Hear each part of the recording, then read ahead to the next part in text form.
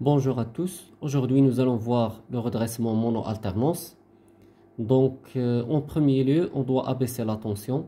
Pour ceci, on a utilisé un transformateur.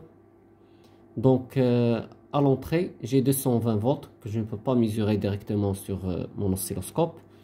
Mais à la sortie du transformateur, j'ai mis une sonde ici qui va me permettre de mesurer cette tension. Et aussi une autre sonde qui me permet de mesurer la tension aux bornes de la charge qui est une simple résistance. Puisqu'il y a seulement des fils électriques entre l'entrée et la charge, on va mesurer la même tension. Ainsi on obtient le même signal à l'entrée et à la charge. Donc c'est un signal sinusoïdal avec une tension crête à crête, c'est-à-dire la tension entre le minimum et le maximum qui est de presque 28 volts. Donc si on veut mesurer la tension maximale seulement, c'est entre le 0 et le max, donc ça serait 12 volts, ou bien 14. Pour la fréquence, c'est 50 Hz. Maintenant, je vais remplacer ce fil électrique par une diode pour obtenir le redressement mono-alternance.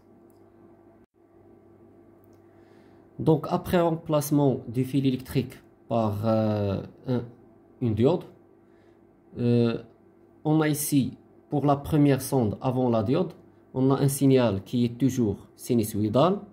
Et pour la deuxième sonde à la charge, donc la charge, il va percevoir seulement les alternances positives. Donc on remarque que l'on a perdu les crêtes négatives, les alternances négatives pour le deuxième signal. Donc on a obtenu un redressement mono-alternance. Maintenant, je vais filtrer cette tension pour obtenir une tension qui est plus proche à la tension continue. Je vais ajouter un condensateur en parallèle avec la charge. Donc je vais ajouter un condensateur ici. Après l'ajout d'un condensateur en parallèle avec la charge, on remarque que le signal de sortie, donc le signal ici, il devient presque continu. Il y a toujours de petites oscillations ici, mais c'est presque continu. Donc on a fait le filtrage de la tension.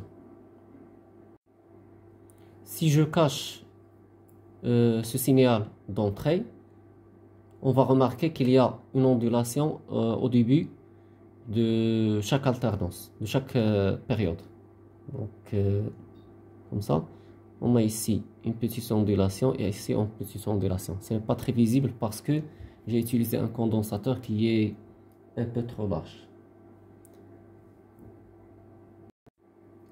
Merci pour votre attention et n'oubliez pas de vous inscrire à la chaîne pour voir de nouvelles vidéos.